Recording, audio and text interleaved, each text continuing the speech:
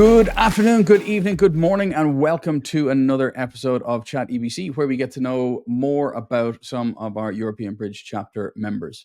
I've known Tom now for quite a while. We've gone on quite a few adventures on different retreats or different summits over the last couple of years, including spending about an hour and a half each way going to the Atlas Mountains when we were in Morocco in these rugged jeeps going up and down through the mountains while he was taking these amazing videos with his GoPro. So without further ado, I'm delighted to welcome to the show Tom. Tom Kalispera? Is it Kalispera? What time is it now? Yeah, it's still Yeah, morning time. So how are you? quite accurate. Kalispera is in Greek. Good afternoon. Uh, I'm good. How are you? Sorry, I should probably explain. So Tom is it doesn't necessarily give away where you're from, but your surname should give people a little bit of an indication as to where in the world you're from. Good. Yeah, it's Tom Kolokithas, as one of our fellow EBC members pronounces it, and he seems to like it very much when he addresses me. Our friend Frido. Very good. Yeah. So tell So us, you're from Greece. Tell us a little bit about yourself. yeah. So originally, I was born in the States. So I'm a Greek American. You could say that. So I was born in New York. My parents were economical immigrants there, but then they missed their home country. So when we came back in 1985, so I was raised in Athens, Greece. The funny part was that I didn't know how to speak Greek at the time, but now I know quite well.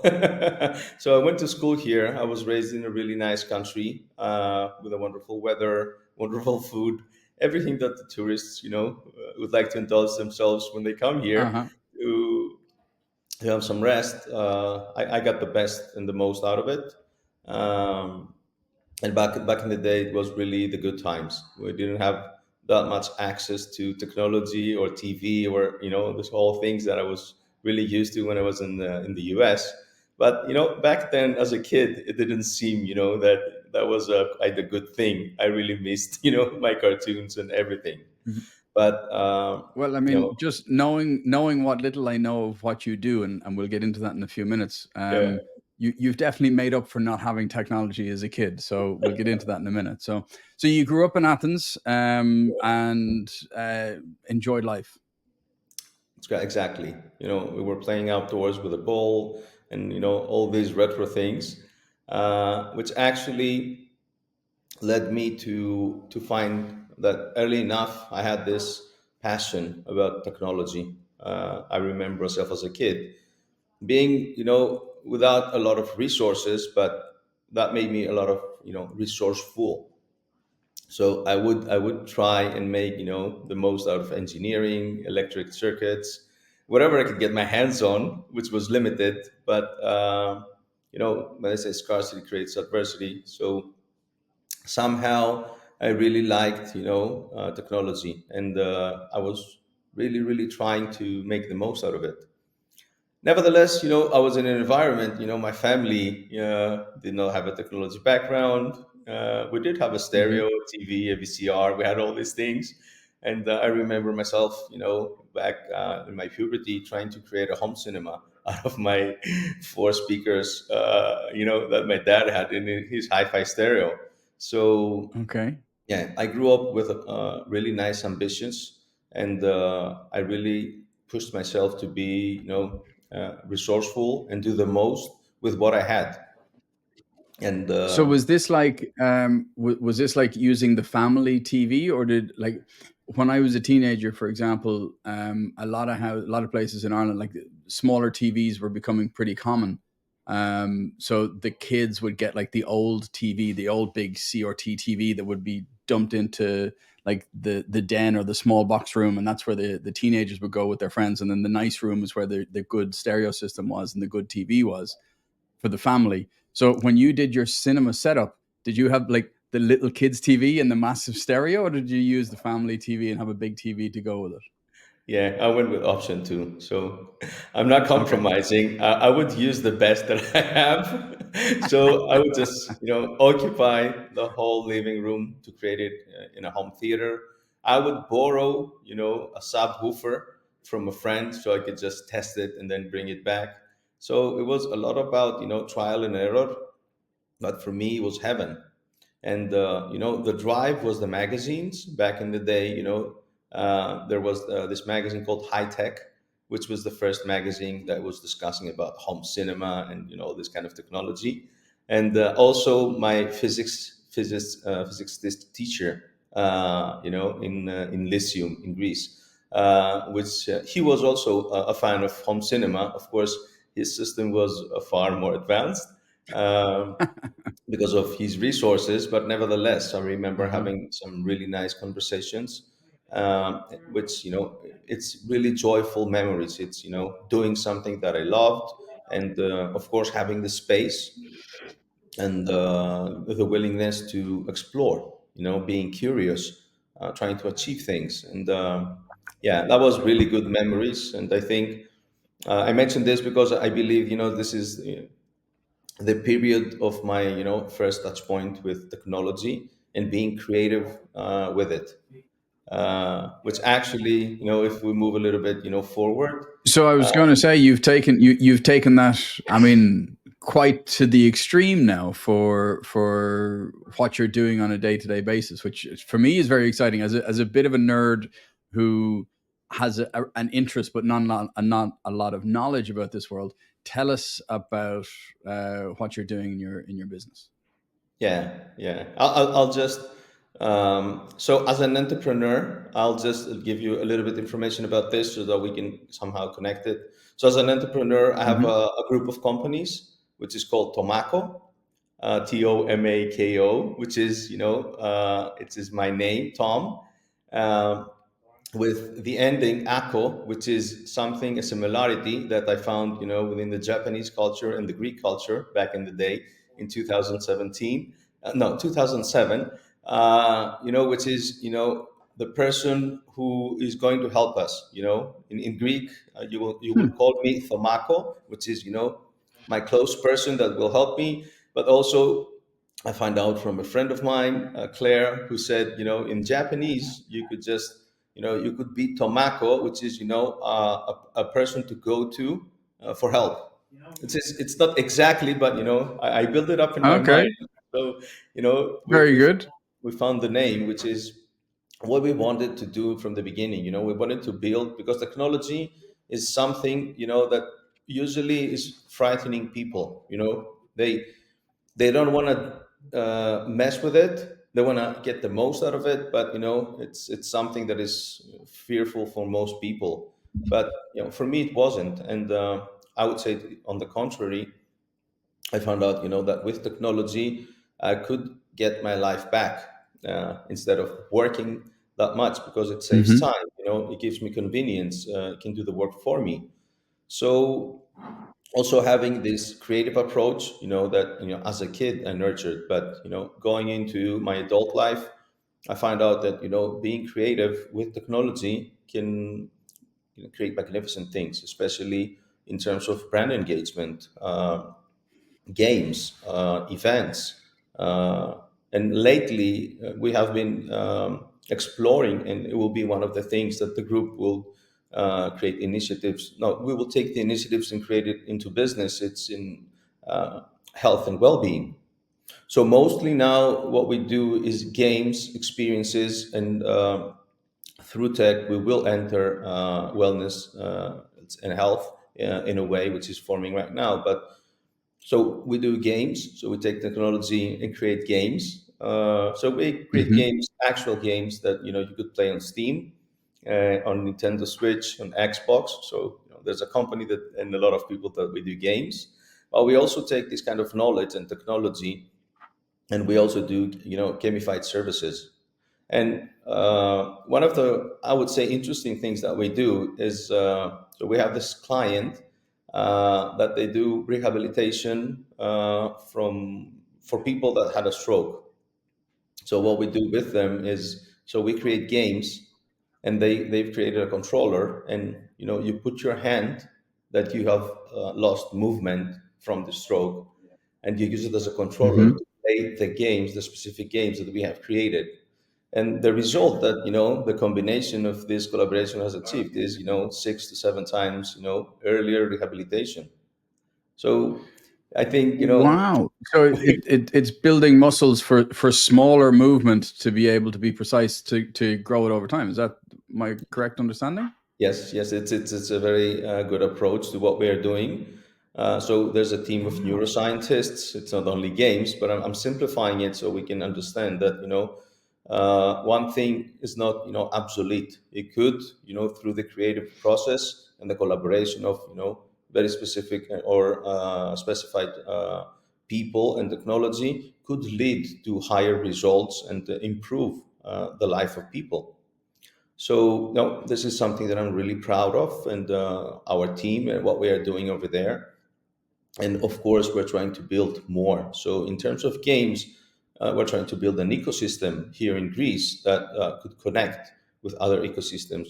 Firstly in Europe, which is our neighborhood and our economy, and then of course. We can go into other markets like the US. We already have a client in the US and working there. So games is a big part, and I don't know what is your experience, but I know that you have kids, so we've Hmm. seen that how much kids love to play games, and especially digital ones. So this is one of the big things happening in the planet right now.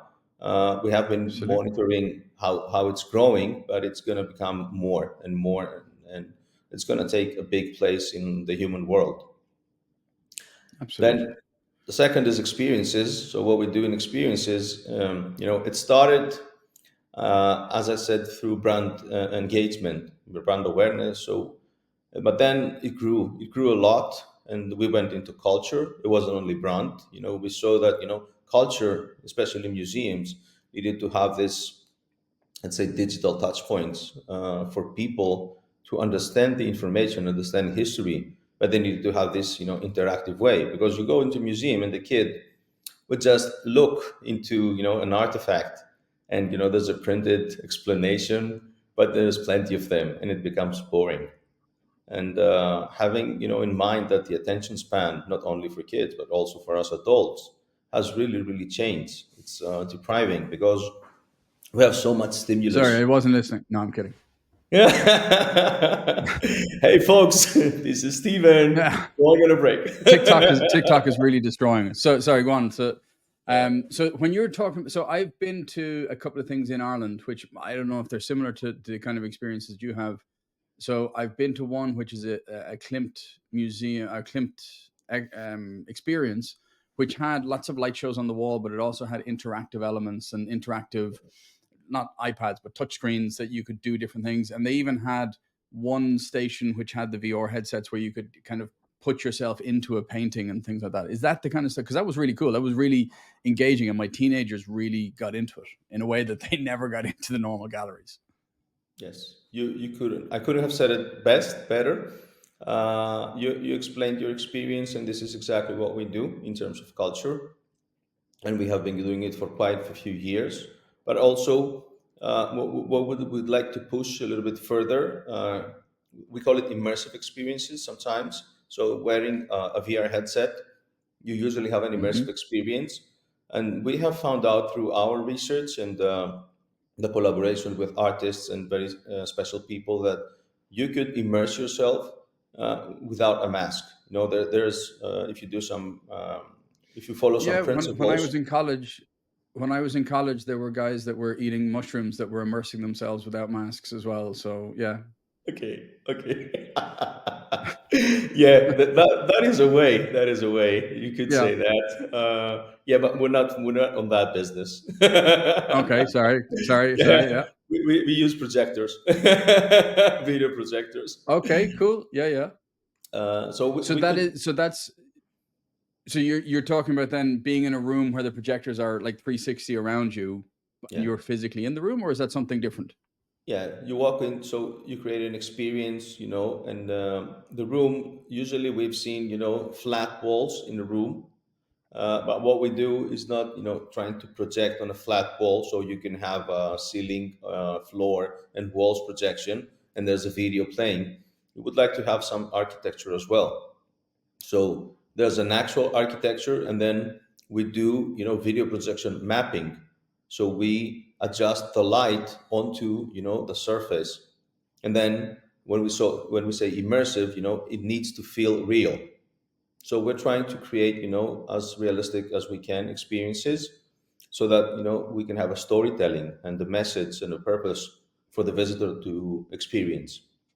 And then these could be added with multi-sensory elements as well. But okay, I could talk for hours about this, but let Hmm. me just wrap it up and say that the most important thing for nowadays, for now, is we know that with technology we can do a lot, but we understand that we need to be also relevant to the audience. So what we actually Hmm. do in experiences at the moment is trying to create digital experiences, which is physical and digital. So Okay. I blend, was thinking, hang on, he yeah, speaks English pretty well, but he just said that word wrong. So yeah. digital. Okay, I like that. Digital, yeah, yeah. It is quite often used in our industry as a digital, so it grabs your attention, but you can Uh huh. understand that digital itself, it's for the younger people. They understand it better, especially younger kids, 12, 13, 14, and also boomers like me. They pretty much like physical or older people. But Yeah, I we don't need think to you're a boomer, bridge. but go on. Yeah, okay. I need to dye my hair, but I don't have any hair. So, as you can understand, this is a really nice challenge. This is where I'm getting with. There's a quite a Hmm. nice challenge. We have a lot of generations now at play, and they have different characteristics and different likes. So, how can we create experiences that parents and their kids could have a good time together? So this is what we have in mind, and how can we give these new elements, these nice combinations, creative use of technology, and create experiences. And this experience could be in a shopping mall, this experience could be in a location based entertainment center, or even at a corporate event. We do a lot of corporate events, so we do product launches, we do trade fairs.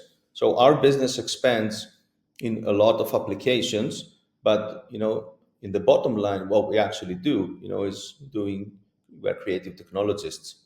So we create teams with based on an idea that we have thought and then implemented, and then we're trying to make the most out of it, for visitors, for people, for users. And I'm just thinking of a couple of EOers in the US, here in Ireland, and actually in Cape Town that I think I need to introduce you to later after the call. Just to, you might know some of them already, but just to connect you with people that are in the physical entertainment stuff. well, that would be fantastic.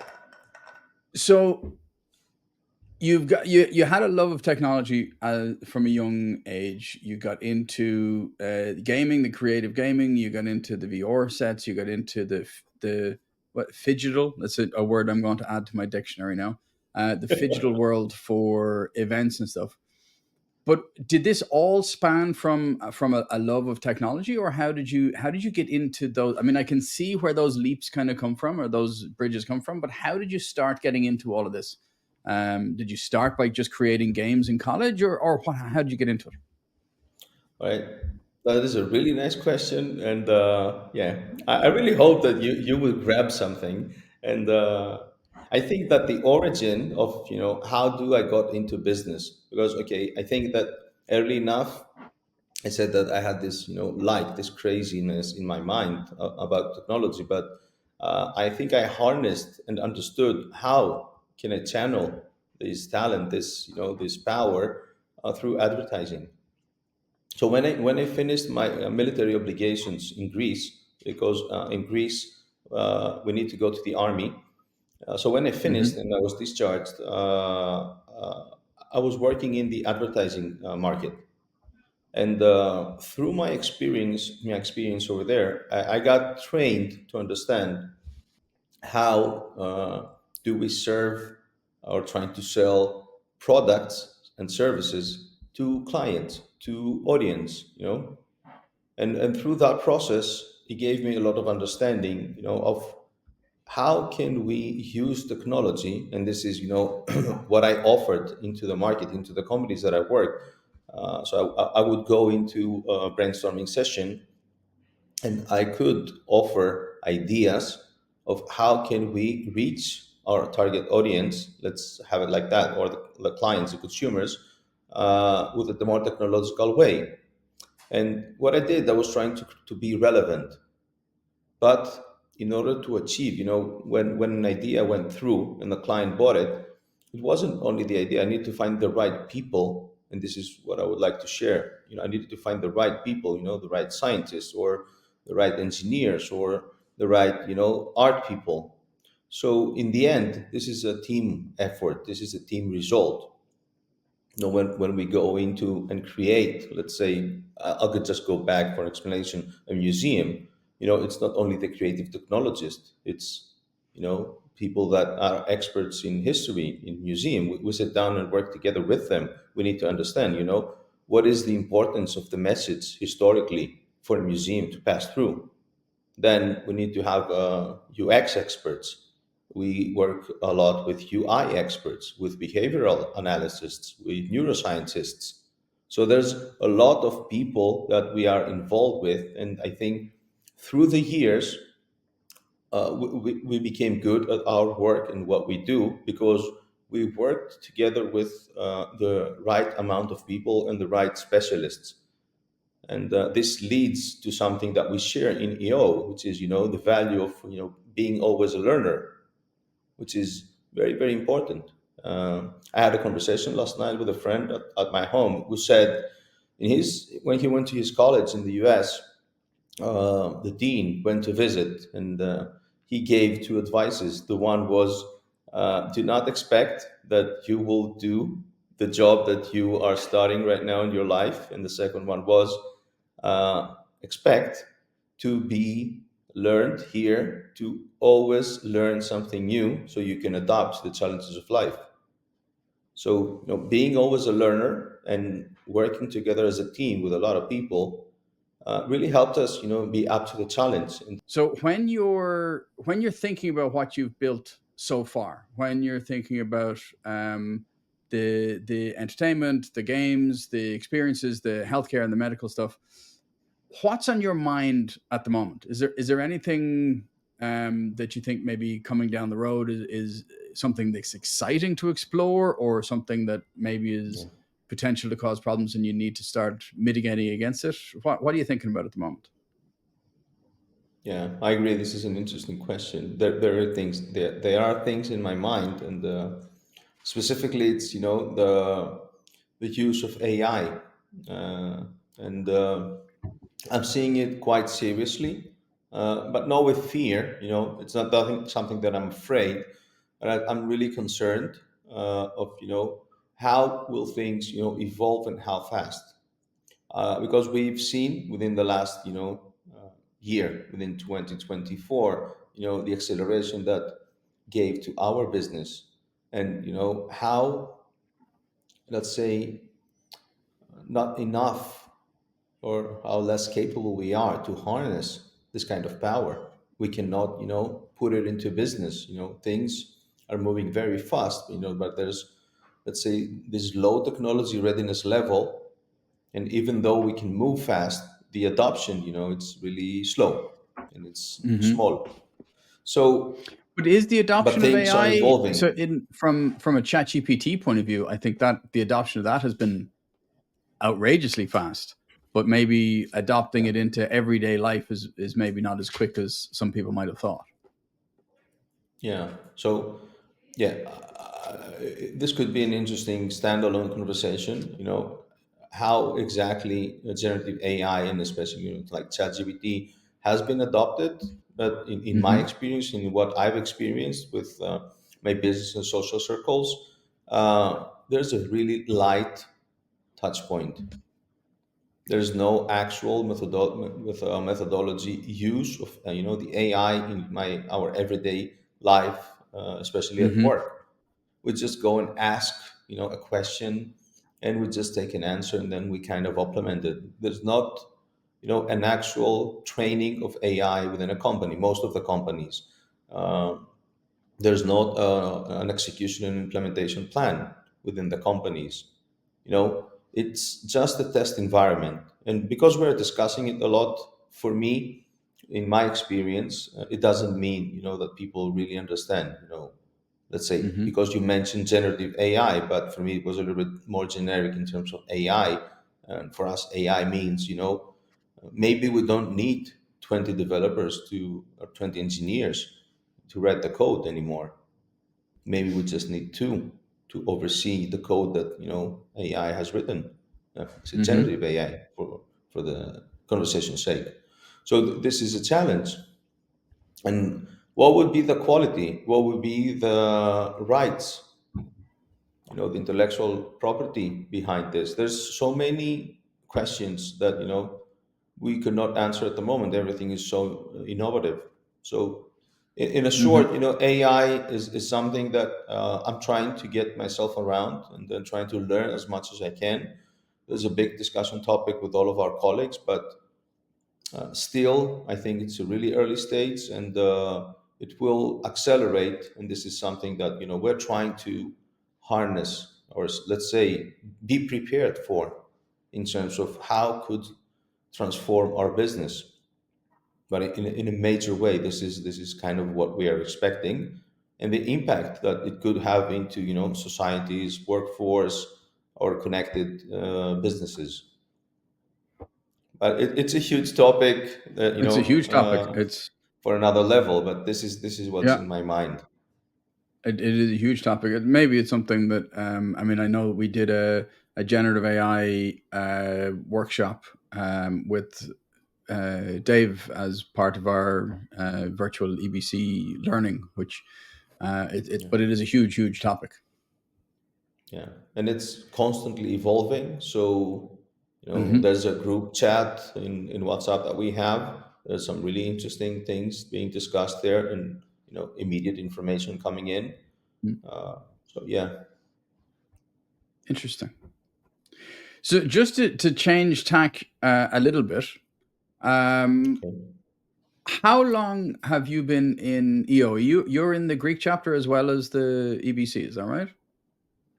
Exactly, exactly. I started in the Greek chapter Hmm. around 7 years ago, almost 7 years ago, a little bit more. And early enough, I entered the Europe Bridge Forum back in the day, which Uh-huh. gave me the opportunity when the time come. And I kind of had this as a dream, like a long dream. If I could, like, given the opportunity, I would fulfill my dream to start a chapter in EO. And Hmm. it was like a romantic idea, that I was getting so much value out of being a member, not only in the Greek chapter, but early enough I was traveling around the world, entering all the events. I really liked it. This is an international organization, entrepreneurs organization. It's not a local Hmm. a local thing. And yeah, I think I fulfilled my dream also with Eurobridge chapter when the opportunity came, becoming one of the founding members as well, which is I'm really proud of, And um, the first thing that we said is, we create this chapter as a platform to co-create, which is, Hmm. EBC has this motto, co-create, and I've seen it come into life. What would you have created here, and I'm so proud of all the people that I've met and what we are collectively trying, in without getting paid, with not only What? giving our You're not free getting paid? time, What? but more. Yeah, this is going to be public, so maybe somebody would Hmm. be interesting to listen. We could give a little Yeah. bit of few information of why do we support you, or why we're here, why are we Hmm. doing this, what does it mean to get value out of all of this. And as my spouse said last night to my friend, I've seen him grow in the right way in the last few years. I think EO has had a nice and a good effect. on his life. Uh, but also, it took time because he said he invested time, and Hmm. now he's trying to give it back to his family. So I'm just, sharing, a personal thing that me and my spouse understand. So the value is, Hmm. we grow up and we create a better life for ourselves. We get collective experiences through forum. So this is really important. So EBC for me is, it's all about diversity. I'm very curious to know how the world works. I started traveling, but it was not enough. It could not feed my curiosity. I could not understand by visiting, going into, small villages, whatever in the world, but Hmm. still I could not get, actually what is the culture. But through this organization, and especially I got this in the Europe Bridge chapter, I got the opportunity to get close with people and understand. Because as you know, we have people from a lot of countries, from almost all the continents. Only Hmm. we expect except Antarctica, maybe. Yeah, well, So I mean, we can get some penguins. so yeah, it's 7 years, but with full of experiences, full of Mm. presence and value. Do you have any one moment that stands out, or is it impossible? Like I've asked this question to quite a few EBCers, and they found it impossible to pick out just one moment. But is there anything in particular that stands out to you? Yeah, I will just choose one of the I precious mean, moments that I meeting me, got. obviously, but I mean, other than that. So I remember the day that I met you, and how fascinated I was from the leadership session that we did. And I remember coming back to you and saying, you know, how much I appreciate it, and I kind of solicited you to come to EBC back in the day in Athens. Yeah, that Okay, was solicit. Maybe it's not the right word, but I tried to persuade you. no. So between you, Karsten, and Monica, who's on leave at the moment, the three of you did pretty much bully me into joining EBC. So.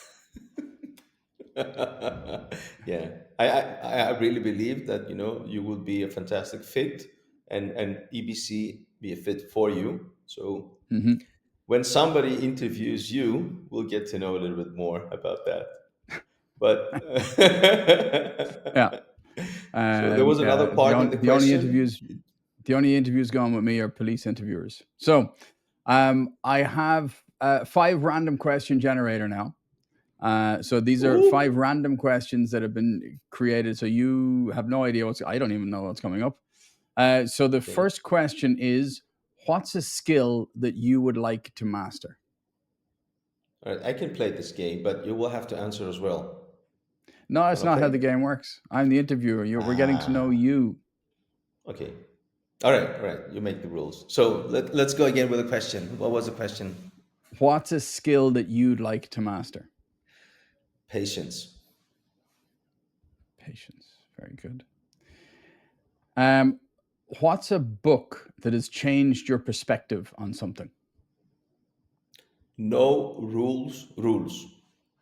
So No it's a rules, book rules. about, yeah, it's a book about the culture, the work culture around Netflix, the streaming Mhm. organization, um, which had this. I will just simplified it. This adult in the room policy, common sense. Let's do common sense thing, and then let's move forward with the work. I really Yeah, like that I book haven't. I because haven't for read that me, book. common sense. I've seen Hmm? It's I've seen the culture manifesto, and I thought that was a really like fantastic way of doing it. My only thing, my only hesitation, whenever people talk about common sense, is, in my experience, common sense is not always that common. So yeah. there are people who need to have some common sense. I won't say beaten into them, but installed into them. Hmm. Okay, So, next question, third understand. question.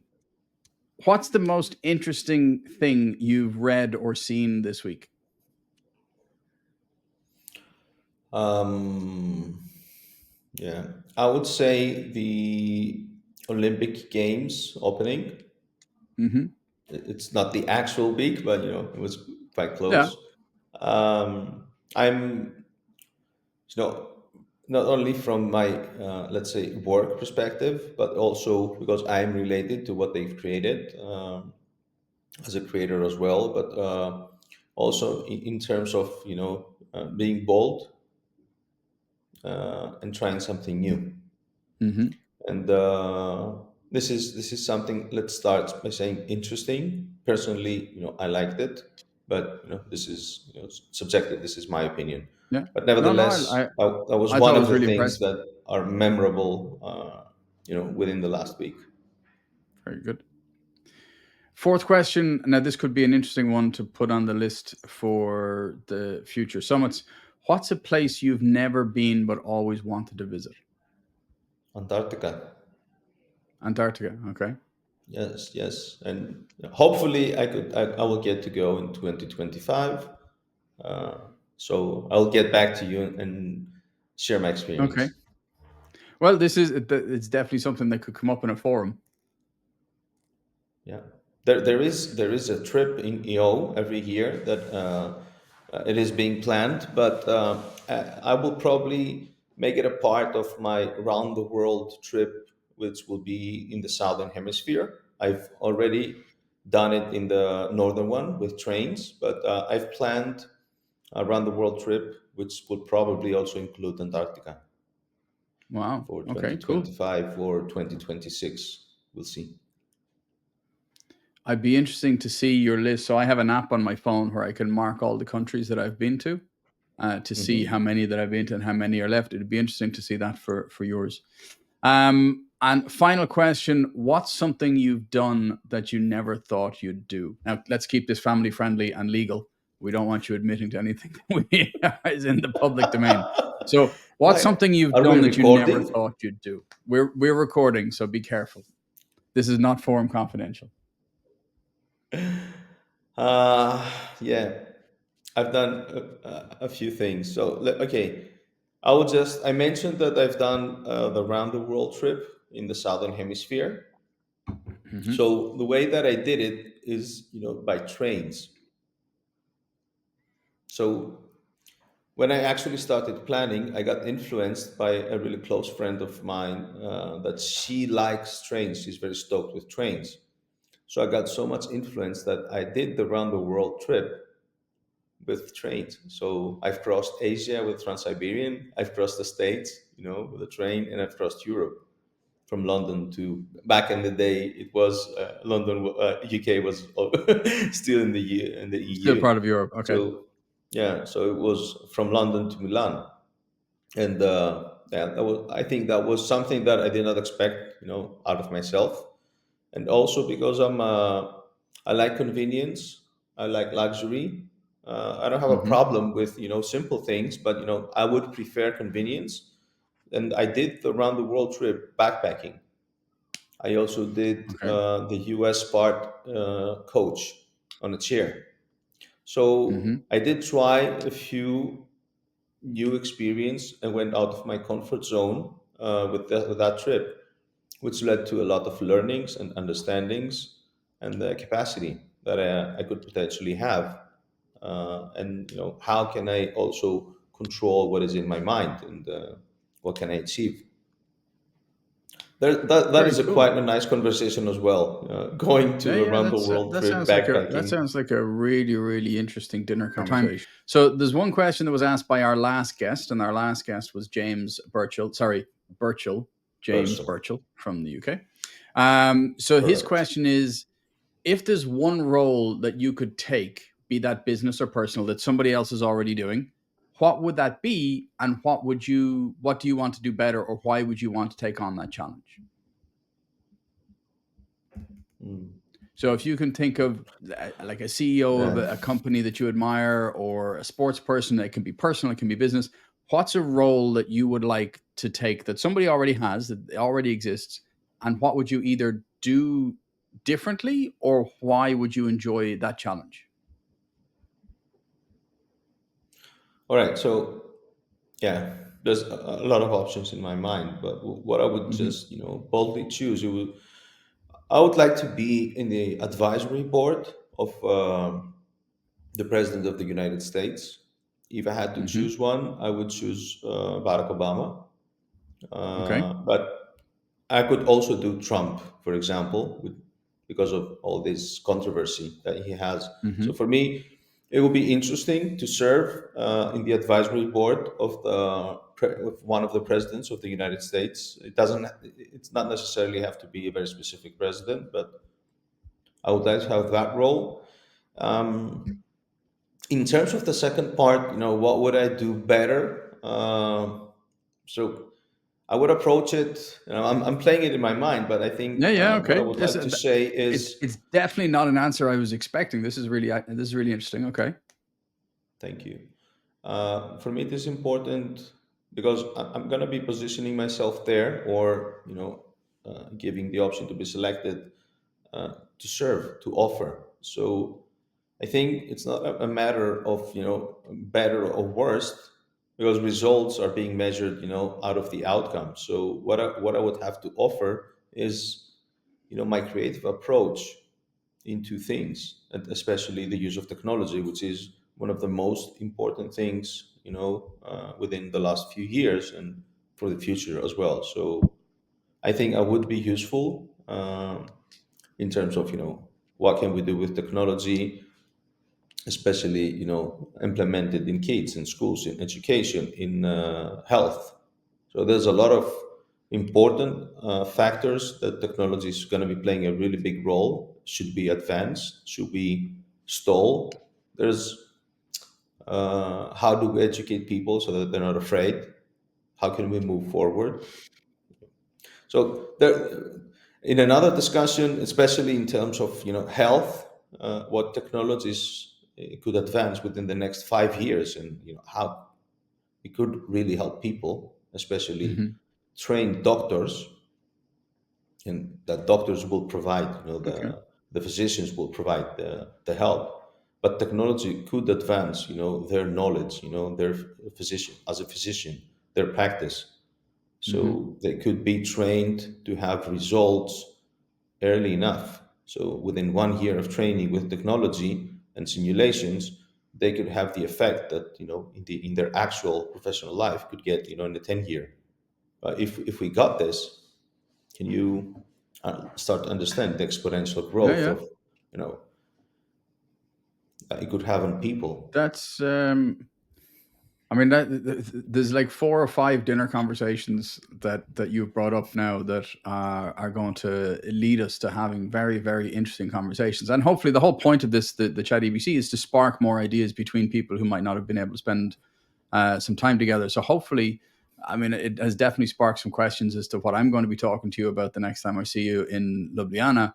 But Yes. also for other people, hopefully, to find out a little bit more if they haven't been in a forum with you or they haven't got to know you yet, to start having those conversations. So, Tom, thank you so much for joining us. Thank you so much for dropping all of those pearls and those amazing little conversation seeds of let's dive into some of those topics in a much deeper level. Thank you as well. It's been a really nice conversation. Thank you. Thanks a million.